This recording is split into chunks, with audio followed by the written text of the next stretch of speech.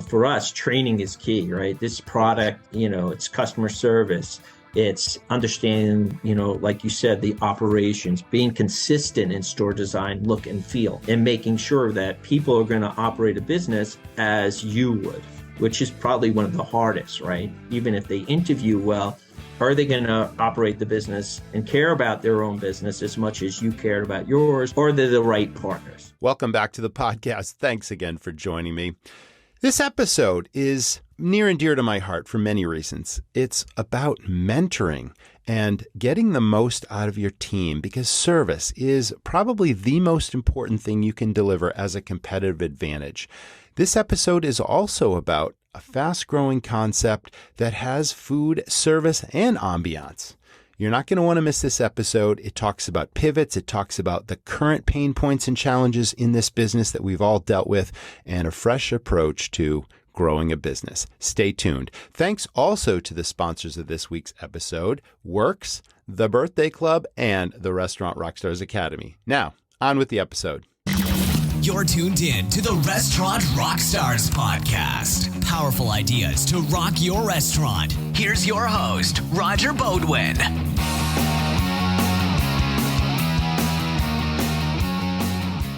Hey, Rockstars, let's talk restaurant marketing. I started and ran 5 restaurants, and I was obsessed with marketing. Not the traditional kind where you try this and you try that and you hope for the best. That's like dumping $100 bills out the window, but nobody's coming in the door. I'm talking about marketing that's trackable, where you know exactly where the business is coming from, and most important, that it delivers far more than every penny you spend. So here's where my friend Dyson comes in. He's a restaurant person, just like you, owned his own concepts. Now he runs Fan Connect. He's got something called the Birthday Club that's proven to drive new and repeat business in your door because everybody has a birthday. He does it all for you, too. All the heavy lifting. All you have to do is focus on your guests and delivering true hospitality.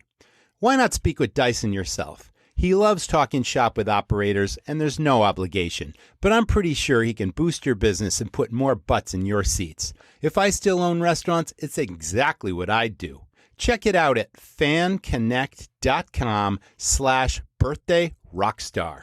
Restaurant owners and managers, listen, it's not too late to claim your employer retention credit, but you have to act soon. If you haven't heard of this, your business can receive money back from the IRS, money you've already paid in payroll taxes. Nothing you do today is more important.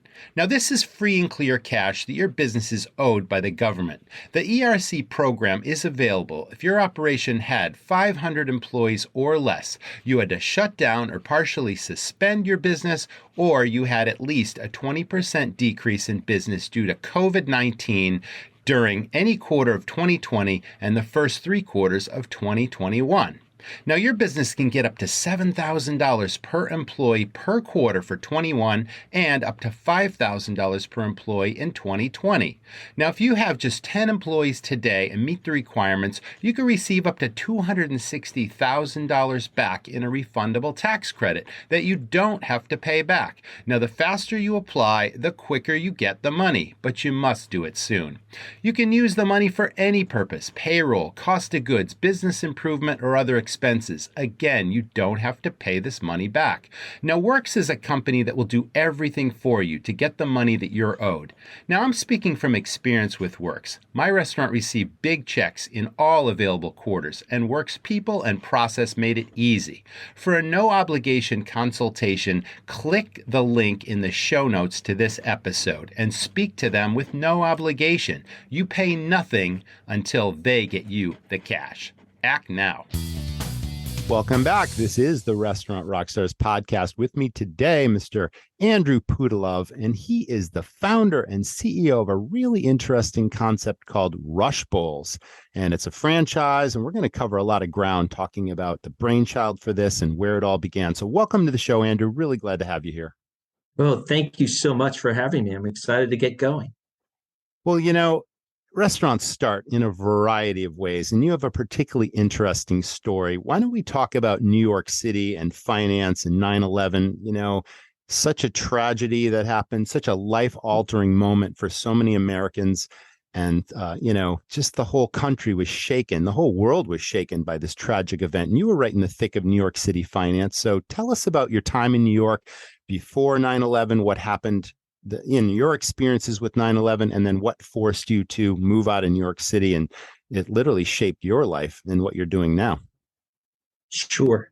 So, certainly my career in finance really started early on. I started at Bear Stearns, then grew to Morgan Stanley, Credit Lyonnais, and then National Australia Bank. All really, for most of the large portion, all fixed income derivative trading. So, most people don't know what that is, but I was a gambler for the bank.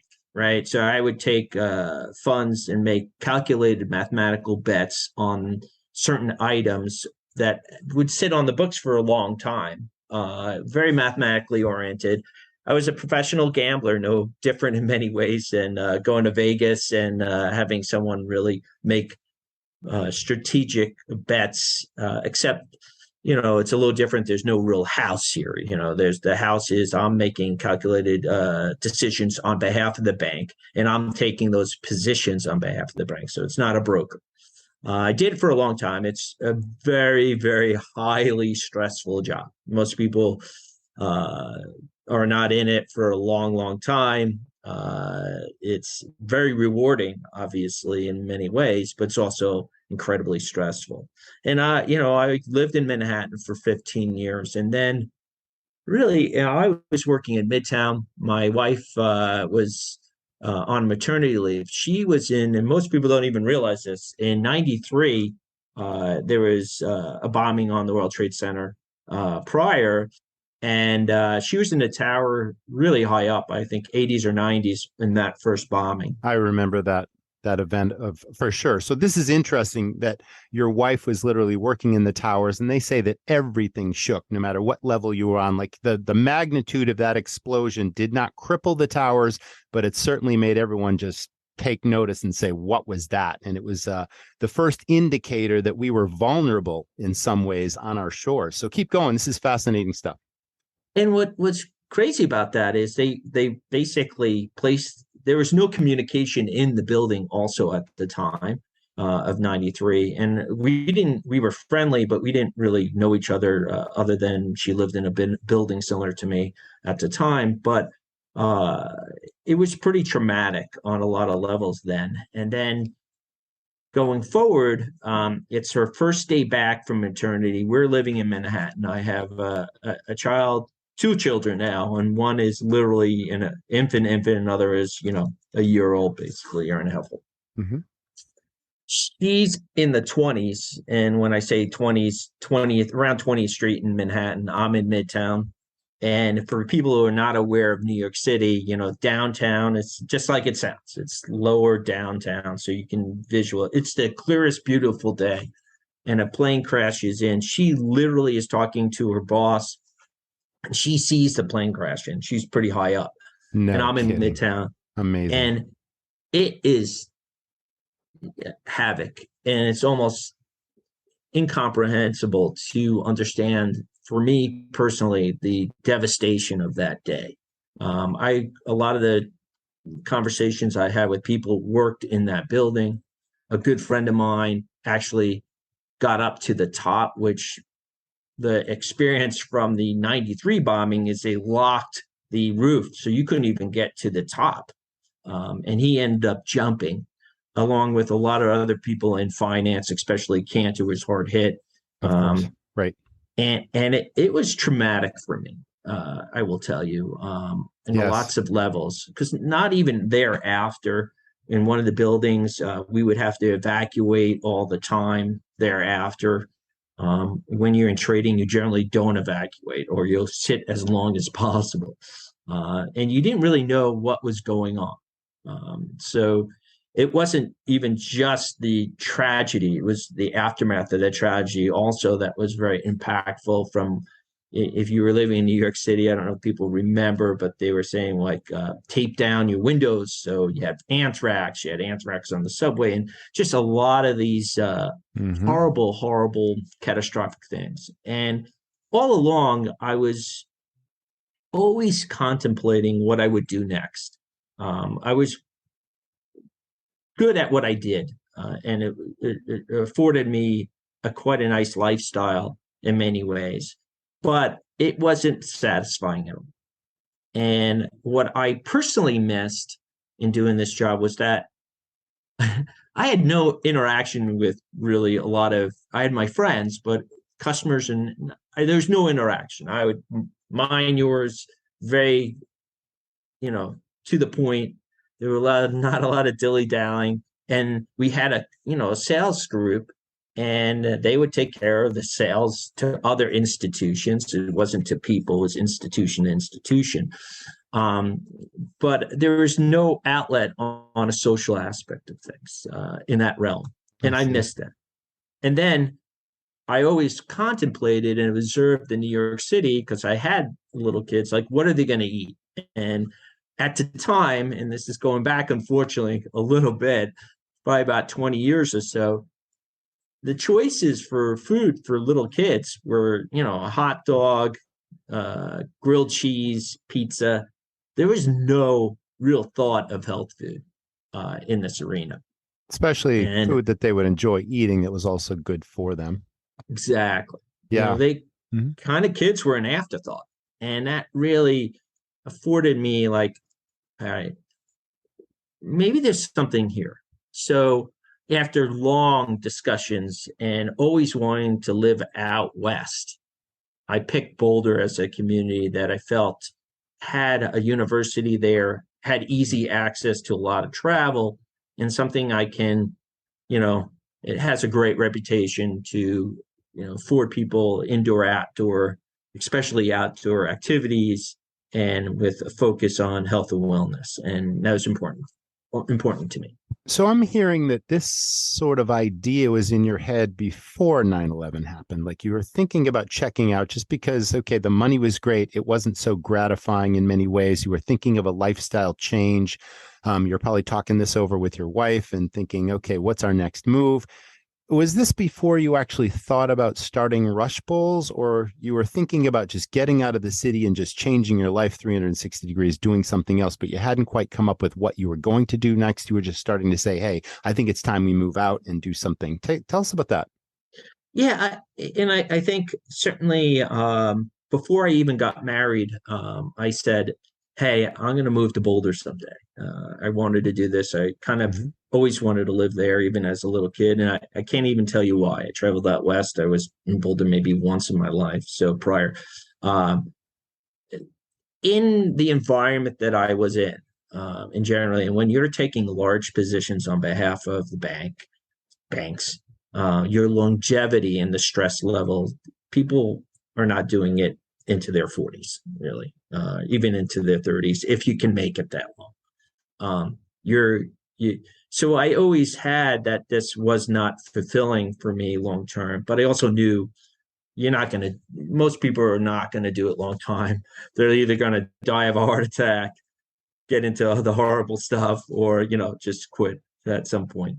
Would you say that, interestingly, you build a track record, you build a reputation in your business. People know who you are and what you're capable of and what your achievements have been in the past. But would you say that it gets to a point where you're only as good as the last great decision you've made, and then all of a sudden something goes sideways and now no one can see around corners, even though some people are very good at it? You know what I mean? Yeah, I think in what I was doing, that was always the case, right? From day one, you're always as good as your last, because, hey, you're revenue generation. If you're not generating revenue, and, I had to fire a lot of people that were good people, that they weren't generating revenue. I wasn't as worried about that. My last year actually was probably my most successful year. There's a lot going on financially that I was able to take advantage of on behalf of the bank. For me, personally, was not that satisfying. The higher highs were lower. Like, I don't know the best way to explain it. And listen, at the time, you're treated like a rock star. Like any restaurant you want to go to, any event you want to go to, there's a broker that's happy to take you anywhere you want, because they get commission on this stuff, and it's all disposable. Of course. So I wasn't Uh-huh. even into that. I didn't go out as much, after a while. You have to be sharp too. You got to be mathematically Yeah. very, very with it. So I wanted, and I'm a good builder. I like building things in terms of businesses, and I wanted to be challenged in a different way and come at it from a different perspective and somewhat ignorant to the business itself, but come at it from probably a more financially based perspective. So you're very strong analytically, Mm-hmm. and what you've done has certainly helped you with what you're doing now. But did you go to business school, or did you just, get into the finance world without actually having an MBA or something of that nature? No, I have always been pretty analytical, and Hmm. my undergraduate business school and a graduate business school. So, Okay. I've been business focused pretty strongly, I would say. And then that teaches us theory, and then there's reality too, which is Right. the life lesson. Yeah. Yeah. We have a similar background. I didn't really know much about the restaurant business when I started, but I had an MBA and I sort of applied business skills to running a business, not running or opening a restaurant. And, I point that out quite a bit when I either consult or I speak for the industry, around the country. It's like, don't run a restaurant, run a business. Those are two separate things. Your products aren't food and drink. It's really about delivering experiences. And that's lost on some people, but it opens their eyes when it's a paradigm shift. So I totally see where you're coming from this. Let's talk about when that concept, we sort of touched on the fact that, you had a young family, a growing family. We talked about Boulder being a place that you wanted to relocate in. And then all of a sudden, where did the Rush Bowls concept, was that your very first idea? Did it evolve from something else that you may have started and tried, or that's the idea and you just started banging out a business plan? Like, tell us about the evolution of the concept and if that's where it started for you. Yeah, and a friend of mine had a smoothie business at the time, Mhm. and he was educating because I was like, all right, I want to be near the university. At the time, I felt that college kids, from my own experience, were not getting healthy food at all, and I thought there was a niche there, and I always felt that way, especially when I visited. And my friend had a smoothie business, so I flew out, I checked it out, I spoke to him a bit about it, and he was like, "Well, why don't you try it there?" And we were good friends. And I'm like, "I'm gonna try it, but I want to do something different." And he's like, "Yeah, great." And I right away launched into a bowl business. Now, um, I am a big, huge texture guy in my mouth. I wanted more of a meal focus. I didn't want to do a drink as readily, and I want to really stay with purity of product. So this was how we opened. And I will tell you that a big part of business for us, which generally is not successful, was education. So we spent a lot of time in educating what a bowl was, getting people in their mouths. And, fortuitously, a college kids are more adaptive to new products, in my Absolutely. experience. I totally agree with you. And it was a hit right away. Like, people liked having it as a meal. Now, keep in mind, this is 18 plus years ago, right? So, you know, um, uh, it, no one was doing anything like this, and it was almost unheard of, right? So we started doing that, and then it was really, hey, how do we get it in people's mouths? And then slowly but surely, once we got in people's mouth, they would come, oh, I want this, want this, I want this. And I saw fairly early on, I felt this was going to be a big success within that community.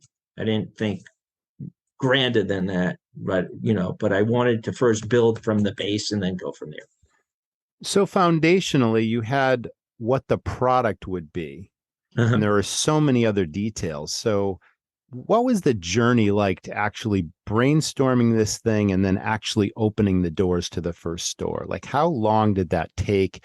And let's talk about some of the, the experiments, the decisions, the mistakes, the triumphs. It's like there's so much to starting a restaurant for the first time, Oh, any kind, fast casual, full serve, doesn't matter. It's like there's 1,000 details to creating this thing. How did you approach the process and what happened before you opened the doors?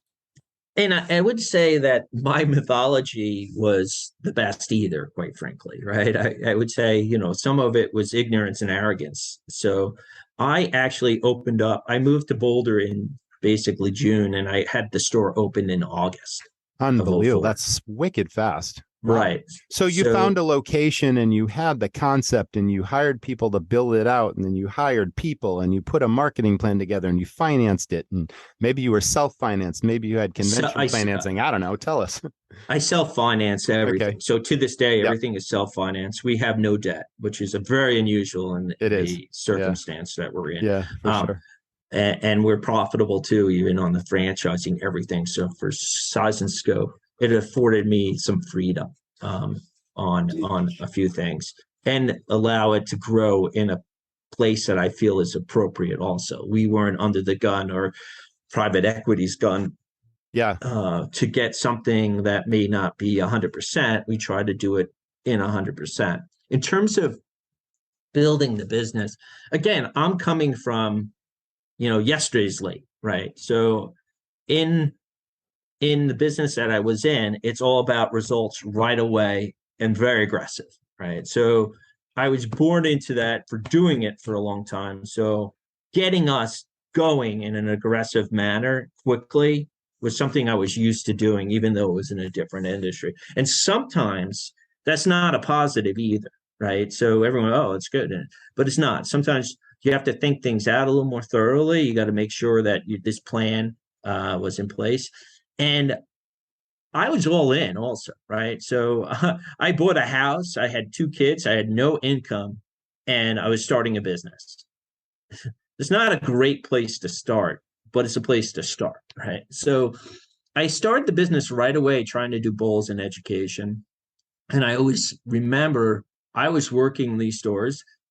I would be so tired at night, and I was mopping the floors, I was doing everything, that I wouldn't even know where I parked the car. I would kind of forget where the car was parked, like trying to figure out where I parked, because I was so exhausted, doing everything. And then, hired some key people to manage it, to allow me to have a little more freedom, to help menu building. This is all internal to the organization, and really getting people's feedback. Mm-hmm. I wanted to be there in the beginning. I thought it was so important to be there in the store. I actually like it still, just because you're meeting the customer right on, and you're talking to the customer, and they give you a lot of clues that are not so obvious sometimes. And they may say to your face, "Oh, I love it," but are they reordering it? Or there's things, or, "Hey, I like it, but maybe if you could do this." And those little subtle things sometimes can make you a superstar and have a product that is good and great, or a product that's poor that's not on the menu anymore. So a lot of the feedback from the consumer, I don't take that lightly. I think it's incredibly important. Let's talk about the product itself. Did you come up with, say, the formulations, the recipes, the ideas of what well, first of all, I don't want to speak for you. Let's talk about what the product is. What goes into a bowl? You've got multiple choices. I know you've got fruit, and you've got toppings, and you've got proteins, and you've got supplements, and you got all kinds of choices. So if you could first tell us what some of those are, and then I'd really like to know, our audience would probably like to know, is, did you come up with these from the beginning, and what is still on the menu today that you first started with because it was a hit right off the bat? Like, what's really worked? Sure. First of all, I'll describe what the product is. So we're very different than a lot of competitors in this area now that are coming in. We're nothing scoopable or anything like that. We take fruit and vegetables, if depending on what the product is, or is as an add-in, with some liquid base, right? It could be oat milk, coconut milk, 100% pure juices, milk from a cow. It could be a million different things, and fruit. And we'll take that and blend it, and vegetables. And then for a bowl, we'll take organic hemp granola, put it on top with fruit, or it could be other items with honey or agave, and it's 16 ounces and a topping. So it's a meal. Like, our competitor in this space is Subway, or is, whatever it may be. Like we're a meal. Our biggest time of day is lunch, right? So we're a meal alternative that can handle almost any dietary need. So I can make anything vegan, gluten-free, dairy-free, whatever your heart desires. We have a product that we can serve to our consumer. And that was important to me because a lot of people had allergies and we don't upcharge for allergies. So if you want to eat gluten-free granola, God bless. Like you want whatever, we have a product for you and you're not getting upcharged for that particular product, which again, no one really does. And since we don't use like a scoopable base, we can adjust to people's needs. And it's not a sherbet. So we're low calorie, low, sugar content for fruit. And we're a very healthy orientation without being preachy. So you want dark chocolate chips on top? Enjoy. You want whatever? We grind our own peanut butter in the house. So it has a freshness without, it's unsalted peanuts. We grind down and we do it right in front of you. It comes out warm and we put it on the bowl or mix it in. So it's a little more authenticity to a product like this. And then again, answering your second question is that it's been a cumulative process, right? So I had really great employees. I always partners in many ways. I listened to what they had to say. So yes, I came up with a lot of the bowls initially, but then it was really a cumulative process. Hey, why don't you try this bowl and do this? So our menu with bowls is pretty extensive. And then a lot is off menus that we can bring in as LTOs or constantly innovating. And listen, you either adapt or die in this business. So you always want to be the top gun that everyone's copying. And certainly we've been for a long time a place that people would come to try and copy what we're doing. But you can't fake the flavor, right? You can't do a scoopable acai and say it tastes like real acai. So we're very, very happy about that. And the choices seem endless. So Yeah. I'm guessing that you have certain specialty house, bowls, but then it's kind of a create your own thing too, because you will customize a bowl for someone, right? I Sure. want this and I want this and I want this, and you get a choice of say 5 ingredients, or tell us about that. Well, I mean, we have our bowls that Yep. we know that are great, right? Mm-hmm. So, and to digress a little bit again, is for me, it wasn't about acai or anything like that. It was diversity of flavor. So it was really important to have a very, very different tasting bowls. So we have peanut butter and jelly, we have green tea, we have tropical, we have acai, like everyone. But it was really having an extreme diversity of flavor that anyone can enjoy a bowl. And then playing around with spices, we had a spicy bowl, which was like a lemon and cayenne kind of mango flavor, which was really is tasty. And LTOs, limited time offers, so like pumpkin. So having a big, diverse flavor set within a very narrow band of bowls and smoothies. So we are not a deli. We do bowls and smoothies better than anyone. Yeah. And we have other esoteric items, but we're not doing paninis, salads, and all these other stuff. That's not our focus. And I try to emulate Howard Schultz in the beginning also, who I admire for Starbucks, because it was very similar. In many ways, I can only hope to be anywhere close to that. I don't mean it like but it's good reading his books. It's a really interesting path, and I tried to do my best to emulate that business model because I thought it was a good one. Oh, absolutely. No one could dispute that for sure. And you're well on your way. And we're going to talk about the growth plans that you have and what you've already achieved. I'm really interested in, before you started your franchise model, did you open multiple stores? Are they all in the Boulder area? I know you've got many locations right now, but before you actually became a franchise, did you have several company-owned stores? So no, we had a company-owned store in Denver where I actually, and it was an incredible learning experience. I started a wholesale company, and we were in 40 states with Whole Foods and others, H-E-B and Costco, with a frozen form of a bowl. In 2010, I launched it and did it to roughly around 2016. So it afforded me an incredible opportunity for franchising. I'll explain why. So what we were doing early on. I was trying to get people in and out of my store faster. And I came up with a way to freeze the bowl and do it in a mythology that would make it still not like an ice brick, kind of more of a texture, good texture, and packaging that could really withhold it. Once I figured that out, I went to Whole Foods. They really loved the product. And then was figuring out a co-packer. So I really focused on wholesale opposed to retail stores. And unfortunately, and this is a learning lesson, the good part about this, I was in 40 states, so I had to figure out distribution appropriately for those states. A lot of infrastructure in what you're talking about right now. Huge infrastructure. It's right up my alley because I like a lot of different things. I'm very focused on lot of diverse stuff. So good and bad sometimes, but I like to get my hands in a lot of different things and learn those business models. What happened to us is in roughly 2016, my co-packer who's producing this stuff now goes out of business overnight. Guy gets arrested, God knows why, closes down, and I have all these orders and I'm stuck. Like, we can't produce it. We can't have the volume to give this. So ultimately, Amazon takes over Whole Foods. We can't produce at the rate we need to. And I'm focused now on franchising. So we kind of put that aside.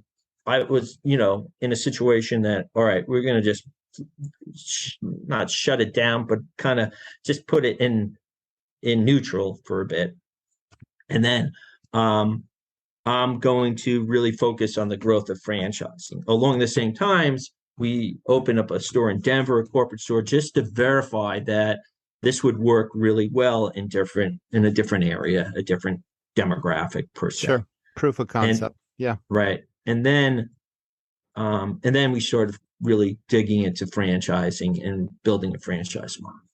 All right. So let's talk about that, because that is a tremendous undertaking unto itself. And I say that, not that I've ever tried to start a franchise, but I know that as a restaurant owner operator in the audience that's listening to this, there are lots of people that are in this business now that are thinking about future growth. Okay, do we want to open up 2, 3, 10, 100 locations? And obviously when you get to that level, you need to start thinking about franchising.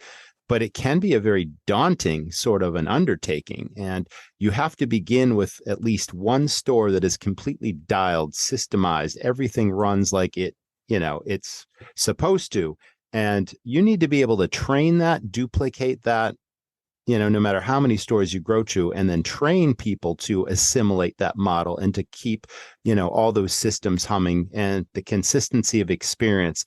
But before you even go down that road, obviously you've got a store and it might be dialed, and then you need tremendous amount of legal work because every single aspect of your franchise is probably different than someone else's. Yes, there might be a template there, but the nuances of each individual concept is so different. And to make sure that those guidelines are followed, so there's a financial expense, there's time, there's effort, there's direction, there's legal firepower. And then suddenly, okay, now I've got a franchise. Now I got to market that franchise and convince other people that I've got a winning concept and that they too can be successful in that concept.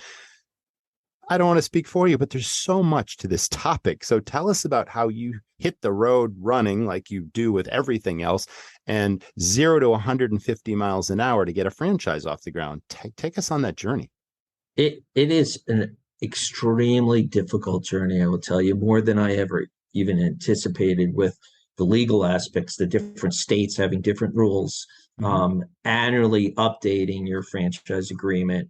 And then even, for us, training is key, right? This product, it's customer service.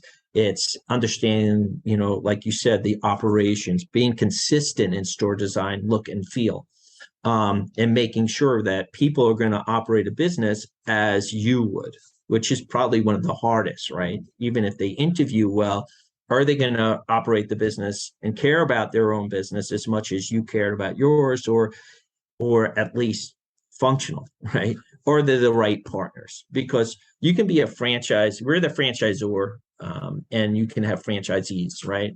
But realistically, it's a marriage. I can't underestimate that, so there are partners in your business, and success and failure. So you got to make sure that you pick good partners and that you're good partners to them. It's a two-way street.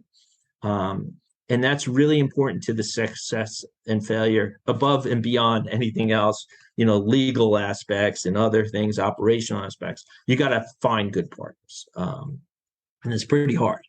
There, like I said, marriage, and it's quite an accomplishment to make sure that you find the right partners. Well, different personalities are involved here, and Yeah. people may talk a good game and look good on paper, and then all of a sudden you don't know what you got until you got it, and then therein lies the marriage equation, right? And are they going to follow things the way we expect and how the franchise agreement outlines that they're supposed to approach that business?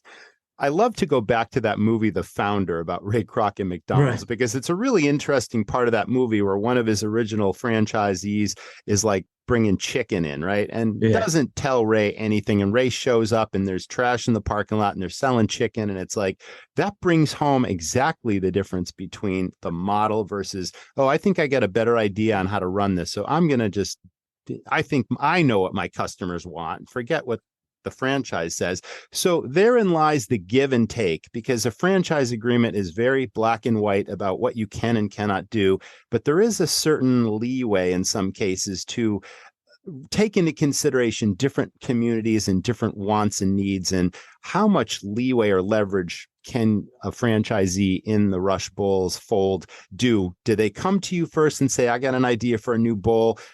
Can I run with it? Can I taste you on it? And that's just one example. There's probably 10 different examples, but again, different franchise companies have a different amount of flexibility in what they allow the franchisees to do. Tell us about your model and how that plays in. Well, a couple of things. We're very focused on bowls and smoothies. So we're generally try to be 1,000 square feet or less, in, out, QSR, high volume, in, out, right? So a lot of like COVID was beneficial in many ways, even though it was horrific for humankind. Yeah. But we were a health orientation. We didn't have huge overhead. People can come and go. And it was a net a positive for us, even though unfortunately it was horrific for a lot of people and a lot of businesses.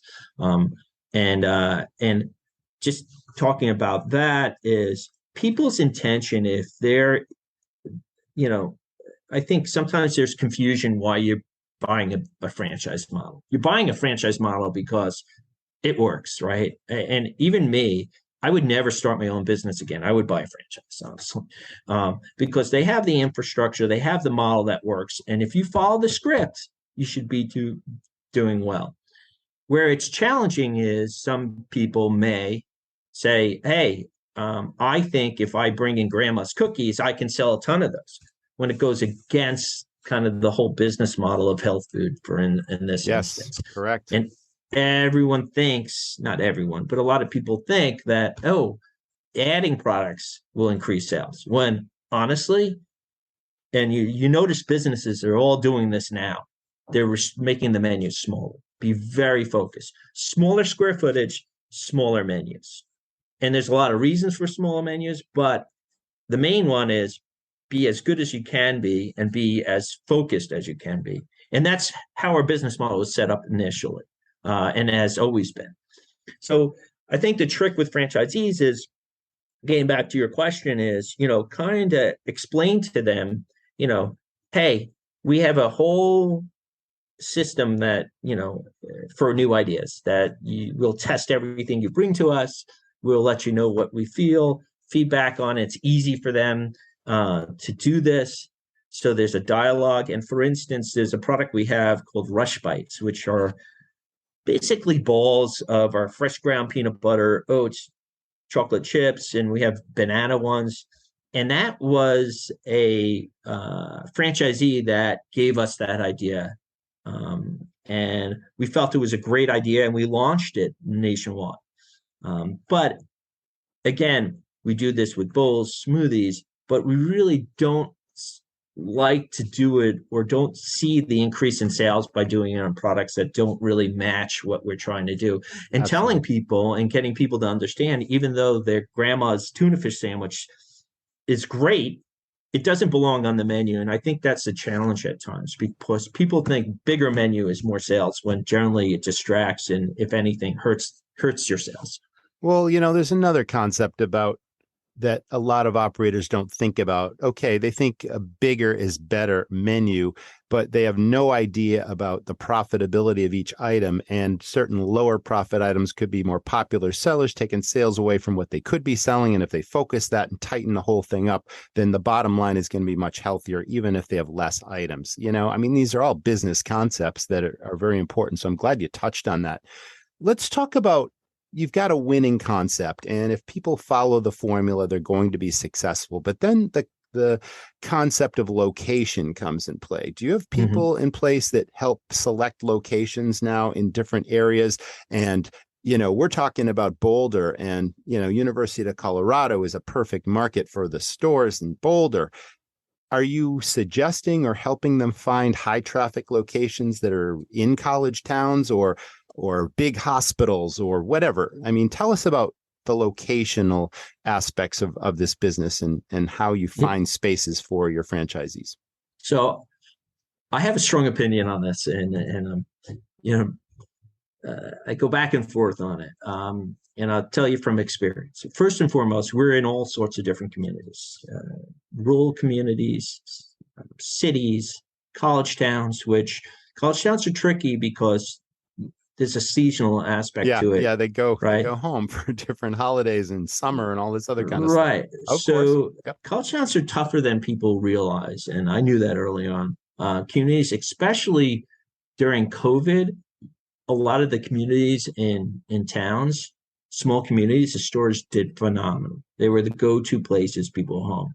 As we got out of COVID, a lot of the city locations that were struggling because they're in a city, everyone in desert cities started exploding, sales-wise too. So, I think it's nice to be in a diverse set of college towns, which we're in a lot of them, rural communities, which we're in a lot of them, and cities, which we're in a number of them too. So I think it's not just about that. I will tell you, at least 30% of our business traditionally is takeout or delivery. It's a big part of your business. Yeah, for sure. So you're doing delivery as well with third-party delivery services? Right. And we use a company called Olo that consolidates as a publicly traded company. And they have a pretty good platform. We're probably one of the smaller companies they work with on there, but it's a good platform that helps facilitate delivery, et cetera. So I think location is the key. We work with a company called Sabre. They help our franchisees find locations within their community. It's not exclusive, but we generally recommend that they have the data on our stores. I will tell you, just because I feel strongly about this, location is one part of it. How it's run will determine its success and failure more than location everywhere. You can have, and I've seen it, a store that's in the best perfect location, but is not operated as well as it should be. They're going to have a tougher time than a B location that's operated well. So as important as location is, how it's operated is, to me personally, a heck of a lot more important. I would not disagree with that. You mentioned tightening menus, smaller menus, less is more, that sort of thing. Have your different stores been affected by supply chain issues? Have availability of products been a problem? Have certain prices been really volatile on really popular items, and that's constantly shifting? What are you seeing there? Well, this is where experience comes into play, right? So, I understand markets really well. So before even COVID got going, I started switching a lot of our packaging to domestic only. So today we only use packaging that's domestically produced for most of it. I don't know off the top of my head where the straws come or wherever, but most of our 99% of our packaging assumed is domestically made. And I made that decision prior to COVID for lots of reasons. I also did big agreements with different suppliers ahead of time. So we did not get as impacted with inflation and other items as some companies have. In terms of supply, there was challenges and significant challenges at times. but we really try hard to get ahead of it and have alternative backups. So I'm very oriented with supply lines. And again, this is where the wholesale business came into play too, because I had to understand that business. I had to understand manufacturing.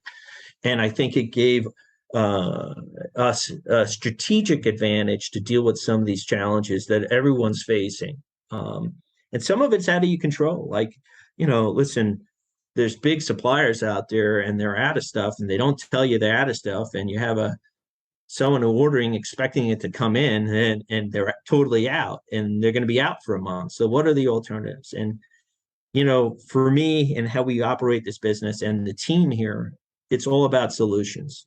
Tell me there's a problem, great. There's problems all around the world. We all see it every day. It's about the solutions, and we're very focused on solutions oriented. And that's really, but fortuitously, we escaped without too much harm, I would say, from a lot of pre-planning. Mm-hmm. Awesome. Let's talk about profitability, if you will, because different concepts have different food costs and different, obviously, item bottom line contributions and all that sort of thing. Tell us about the profitability of your concept and how many, say, people or covers you do in a day in a typical store. And is it highly profitable on every sale, or it's based on volume? It's somewhere in the middle. Can you speak to that? Sure. And, again, there's certain stuff I can speak about and cerern stuff I can't. Just that's fine. Yeah. Franchise laws. Yeah. Don't go down any roads that you're not comfortable. Right. We focus pretty strictly on costs, right? So the franchisees set their pricing. We'll have ranges for them, but due to blue sky rules, we can't set pricing for them. We do try to adhere to certain percentages very carefully. So food and paper, we really make sure is at 25% for the franchisee. Mm-hmm. And, employment's in the lower 20s, if not lower. So, from there, the franchisee will calculate the appropriate price depending on, whether you're in California or whether you're in Kansas. It's very dynamically, for instance, in Indiana, employment is low. The hourly wage is really low in certain cities. Even Denver, I think, we're opening a ton of stores in Denver. I think it's $17 an hour starting as of January. Right. So one of the benefits of this business model is, particularly us, is 2 to 3 people can maintain that business at a very high volume rate, and you don't really need more than that. So I was going to ask that next. Thanks for mentioning. Oh, sorry. It's really sticking to, it's an efficient business model, right? Yes. If you have lots of inefficiencies, then you're going to struggle. If you can run it appropriately in the efficient way of how we suggest, then you should be in good shape and grow that business. Again, you got to reach the community. You got to get the bowls in their mouth. A lot of these bowls are new to certain communities. And you got to be promoting, and we help you on a national level, but within your community, are you reaching out to the high school teams? Are you reaching out to, clubs and colleges, whatever it may be? And some of that falls on the franchisee, which we help them with, but they still got to do it. So that is more indicative of success and failure of how they're reaching the community, if they're trying to reach the community. So you're providing best practices and proven guidelines, and they're taking the ball and running that and knowing this has been proven to work in a wide variety of our stores. So we recommend that you try these marketing techniques, that sort of thing. Let's talk about training now. Well, no, let's back up. Let's talk about vetting a potential franchisee, because we talked about this being a marriage. So what's the process like? Because there are, I would say, a large variety of our audience that are listening in are looking for the next opportunity, perhaps. And maybe this franchise holds appeal to them. So what are you looking for? And then what's the process like? And how do you vet someone that you really believe is going to be the most successful in this business? So what do they need to bring to the table in terms of acumen, in terms of financial, ability? All those things play in here. Yeah, they all play in. As a matter of fact, we turn down a lot of people, quite frankly. It's first, and starts with, we don't need food experience, right? So that's unusual unto itself. We need business experience, so a business sense. We can train you on how to make Our concept in particular, you don't need hoods. It's electrical power. The build out is much less extensive than a true restaurant, small square footage. So the build out on the type of business like this and teaching them the food industry, that's the easy part. When we're looking at people, first of all, do they have business acumen? Have they run a business? Have they understand business? Are they going to be, at least in the beginning, part of that business in the store, checking in? You don't have to be there all the time, but we don't really want people that are 100% absentee, right? We want people that are going to understand their community, understand the business, and really look at it as a team effort. And that's what we're looking for, people that are team oriented, can take direction and can give a lot of good input, are not like lone wolves, like, I'm going to do this, but I'm going to do this my way, because that's not a franchise model. We know what works and we understand it.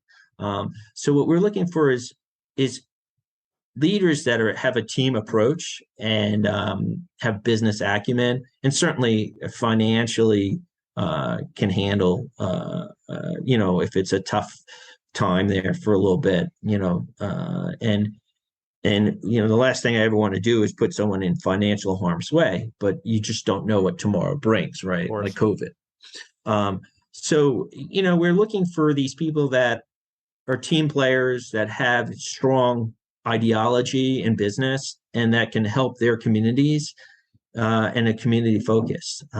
Certainly you're providing health food into your community, that they're not bogged down with the minutia or with trying to create the new, because that's not really, what we're looking for, quite frankly. And we interview these people. We have full presentations. We ask questions. They ask questions of us, and we try and figure out what makes them tick, and, how we can, work together. And sometimes it's obvious and sometimes it isn't. And, we've done, I think, a good job, but we've made mistakes, and, certainly goes both ways probably. So, we focus on the positives and focus on what works, and turn down people that you don't think are going to really apply the guidelines, or, going to operate a business that we feel would really fit our business model. Is it fairly immediately obvious, or does it take sort of a series of interviews before it becomes clear that someone either is a really solid fit, someone's in the middle, or someone just, this will never work? I mean, every situation is different, I'm sure. The extremes are easy to figure out, obviously, but it's not obvious, because they say the right things. They could have a great pedigree, business-wise, right? But sometimes it's just, for whatever reason, may not work.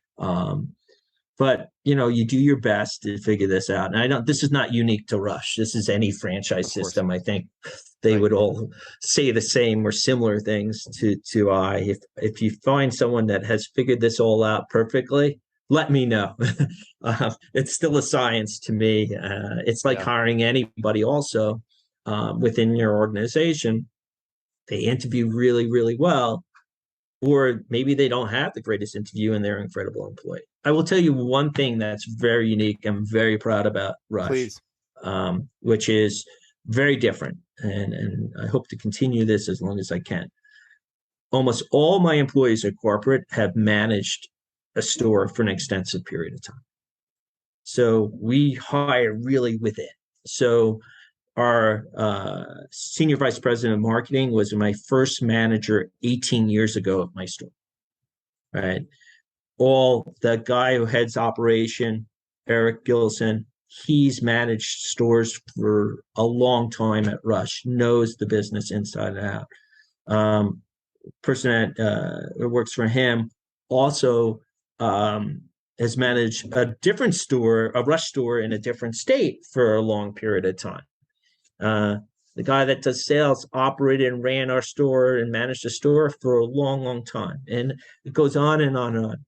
And it was really important to me that, that when a franchisee or partner calls in, that they're talking to someone that understands the business. They're not talking to someone who's, oh, all I do is marketing. Yay. Like they understand the business and the challenges and giving solutions. And also from my background, they know I don't care what time of day, answer the phone. So they're always communicating with our partners, answer the phone, because you know how life happens. Something happens. It's Saturday, 9 o'clock at night. And for whatever reason, something happens. And everyone truly cares. They're part of the team here.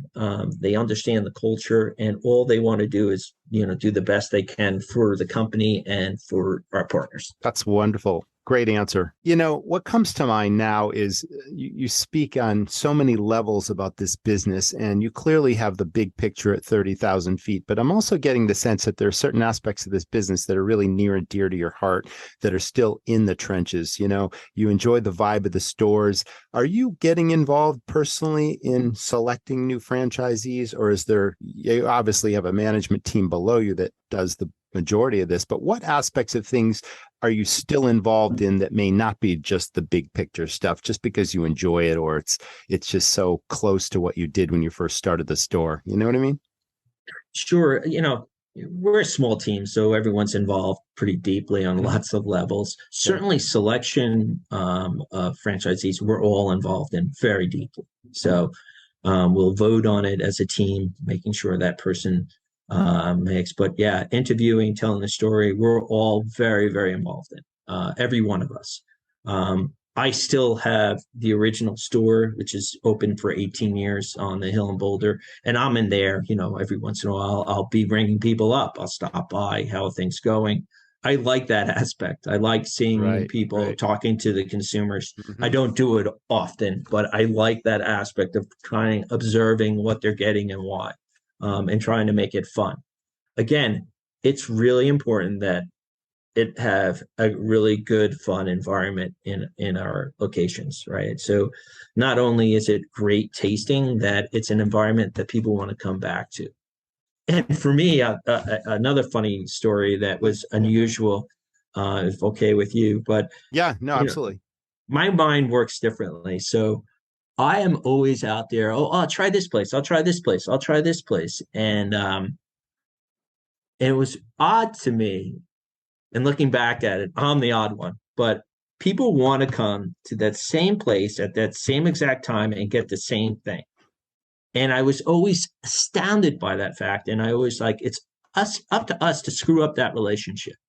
Like, those are the people that pay the bills, keep the lights on, and are your loyal customers. You better treat them as everyone, but especially those people, with love and thoughtfulness and everything else.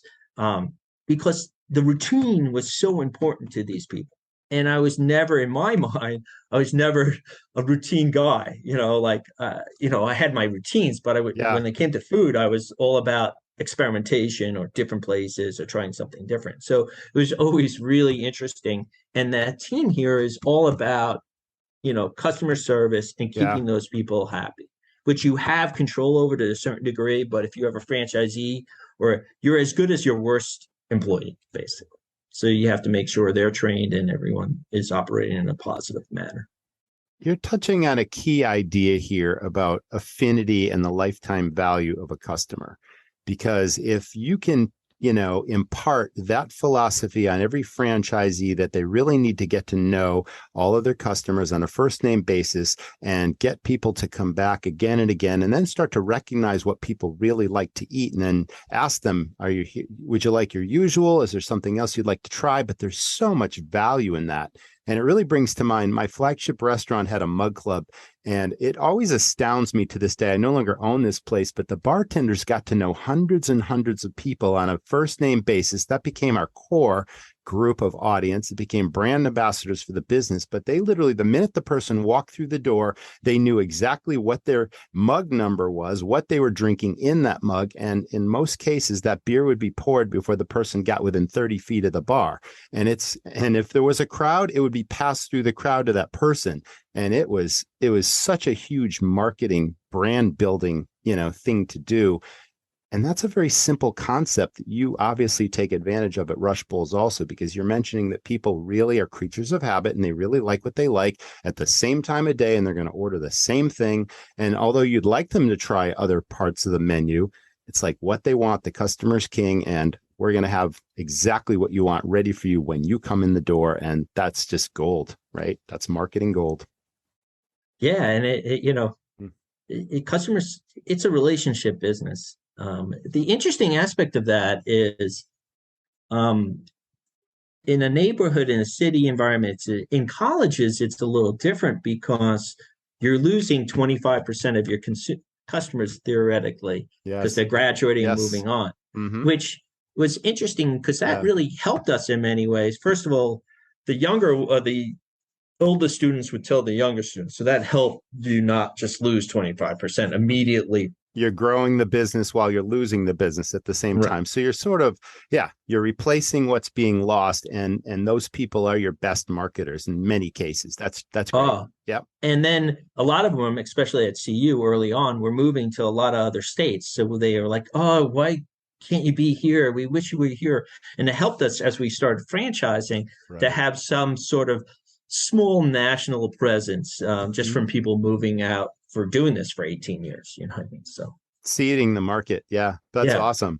Yeah, what a powerful formula that is. Let's talk about leverage and the extent that you're leveraging suppliers to take advantage of economies of scale and all that sort of thing, especially now with rising prices. Every little bit helps, of course. So you've got relationships with certain suppliers that are national. And let's talk about that if you don't mind.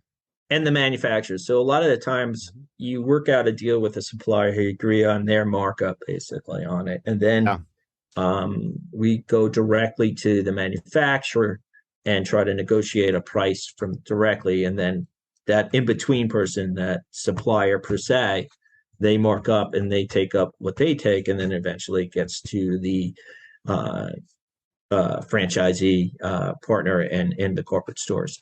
What we do different though is most of these companies, you have to buy the product from the franchisor, or you're buying the product and the franchisor gets the rebate. And I will tell you, some companies make more money on the rebates than they do on the royalties. So what we do in writing is, and it's in the franchise agreement, is any rebate or any money back from the manufacturer goes directly to the franchisee. So we do not use it as a revenue stream. And that's unusual within the industry. And some of the reasons for that is private equity is not involved at this juncture, right? So for me, it's not just about growth. It's about success, right? It's of the franchisee, of our partners, and of the whole organization. If you have crappy partners, then the whole organization be suffering. So it's not to take a penny and, really take advantage of the franchisees with regard to cost of goods or regard to equipment, all that stuff. If they find a cheaper price, God bless, let's all use it. Or if we don't find it as a revenue stream for us, and we do that in writing, which is really unusual within the franchise industry. I would say we're probably the 5% that don't do that. Advantage for the franchisee, and it makes your company that much more attractive. So right. I totally get that. Fantastic. Now, you mentioned the word fun. It's clearly, I can see the vibe of the store behind you, and it's obviously very attractive to young people to work in the place. And you also said that 3 people can operate a store. So it's not labor intensive, which is a definite advantage, especially during these crazy times. Has there been any challenge getting great staff across in the different locations? Well, generally it's 2 people working a store. If you're super busy, it'll be 3. So, labor's challenging. Wherever you are in the country, sometimes it's more challenging than others. I would say we're at a competitive advantage because you're a bartender serving healthy food. So generally our employees, get money, and they also get tips, which they get a lot of, and they're front of the house. So there's no back of the house. So that quintessential barista or that bartender-esque motif is something that people want. but certainly to say there's no challenge with employees, there's certainly challenges. And depending on where you're in the country, there's more or less. I do think that's easing up and has been easing up since I guess I would say the spring and part of the summer were the toughest for a lot of our partners to get good in people consistently. I do think longer term, that'll be a lot easier. And certainly I think also inflation is going to ease up quite a bit, economically speaking, with some of the food inflation, or even it's a supply demand thing, right? Somewhat. So I think there'll be more and more supply, that will, basically ease demand. So some of the inflation woes that we're all experiencing will mitigate a little bit. And we're seeing it mitigate currently, but you may not see that in all aspects of business, and certainly not in interest rates. Yeah, that was another topic I wanted to cover, because obviously quick serve is in a better position perhaps than full serve, especially with the uncertain economy and inflation now and impending recession, if you believe that will happen and people are going to ultimately cut back on dining in experiences, and you're in a better position, clearly. But are you strategizing what's coming ahead? And is this part of discussions that you have with operators about what's ahead in 2023? Or do you think you're in a really good position and that it should just continue? No, we're definitely strategizing. We're focused on that. We even see it to a certain extent in our, people a little more concerned. Not about price per se, which is interesting, but maybe not coming in as much as they normally would, or the parents, if it's a college kid, a little more, hey, what are you doing here? And that's where catering comes into play, doing a better job within our communities of reaching out. And that's really getting our partners focused on that, which we try and do a pretty aggressive manner. Hey, what are you doing? Are you trying to do this? Don't get focused in just being in the store. You want to be promoting the brand, promoting what you have here into your local community. And we're certainly not there to go to door to door, to go to gyms like Orange Theory, that we do a lot of cross promotion. They do a good job there, but among other even gyms, reaching out, hey, instead of that unhealthy sandwich, have a rush bowl. You feel better, and it's lower calorie, and you get in shape, and it tastes awesome.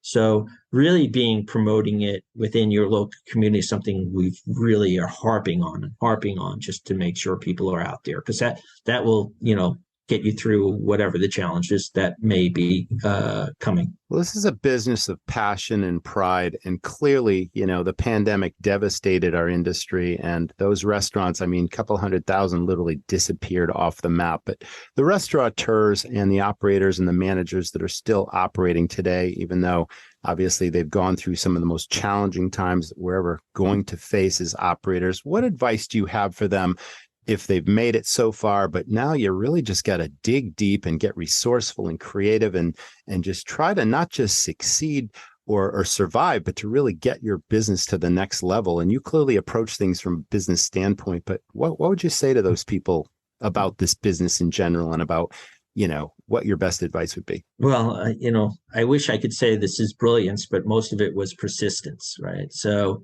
thank you. Trying to run an efficient business, doing the best you can to reach the community. I think restaurants in general, whether it's quick serve or anything else, has been decimated by the industry, and still is no let up yet. If you look historically speaking, even if we're in a recession, that's when franchising kind of explodes. And generally those stores that, get through it excel. And I'd rather be in the bottom of the hill of, success than on the top or almost to the top. And I think if you got through what we've experienced, then you're on the bottom going up. And I think it's a great ride to go up. And, it takes a lot of effort, but once you have it down, man, it's quite a ride to the top. And I think it's really just knocking on doors, persistence. Don't get too caught up in all the negativity, whether it's, we stay out of politics, but all we see is negativity from one side or the other, right? That's true. Absolutely right. Yep. Just keep your head focused on growing your business. Don't get caught into the minutia of, Susie didn't show today, like, all right, what am I going to do to grow the business? And I think if you get focused on that without being highly levered, I think you're in good shape to succeed. Thanks so much for sharing. For those of our audience that think they have what it takes based on the criteria that we outlined for this particular franchise model, Andrew, how do people find this opportunity? Sure. If you go to rushbulls.com, that's RUSHBOWLS.com or Rush Bulls. There's all information on the website. You can certainly reach out to us, and certainly I'm always available. The whole team is available.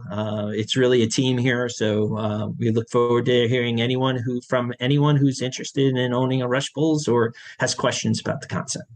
Thanks so much for sharing. Andrew, you've been a great guest on the podcast. You got a really dynamic concept. We wish you all the success in the future as your franchise continues to grow.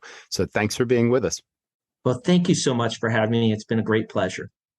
Okay, audience, that was the Restaurant Rockstars podcast. We so appreciate you tuning in. We can't wait to see you next time, so stay tuned. Thanks again, Andrew, for being a great guest and for sharing Rush Bowls with us. We talked a lot about the necessary systems in this episode to truly run an effective enterprise, to deliver amazing guest service, to run a tight ship. You need systems in place. And if you don't already have those, why not check out our Restaurant Rockstars Academy? We have a simple monthly membership at a very affordable price, but it literally allows you to train your entire team. So it's great for the owner, it's great for the general manager, it's great for your sales and service staff. It literally covers every aspect of your organization. So check it out. It covers critical financial controls and profit maximization. It covers marketing firepower that's trackable, that drives new and repeat business. It's all about staff training to serve and sell, and all the efficiencies you can find across your organization. It's all at the Restaurant Rockstars Academy at restaurantrockstars.com. Can't wait to see you in the next episode, so please stay tuned. People go to restaurants for lots of reasons. For fun, celebration, for family, for lifestyle. What the customer doesn't know is the thousands of details it takes to run a great restaurant. This is a high-risk, high-fail business. It's hard to find great staff. Costs are rising and profits are disappearing. It's a treacherous road, and smart operators need a professional guide. I'm Roger. I've started many highly successful, high-profit restaurants that I've now sold for millions of dollars. I'm passionate about helping other owners and managers not just succeed, but knock it out of the park. I created a game-changing system, and it's filled with everything I've learned in over 20 years running super profitable, super fun restaurants. Everything from creating high-profit menu items and cost controls to staff training where your teams serve and sell, to marketing hooks, money-maximizing tips, and efficiencies across your operation. What does this mean to you? More money to invest in your restaurant, to hire a management team, time freedom, and peace of mind. You don't just want to run a restaurant. You want to dominate your competition and create a lasting legacy. Join the Academy and I'll show you how it's done. Thanks for listening to the Restaurant Rockstars Podcast. For lots of great resources, head over to restaurantrockstars.com. See you next time.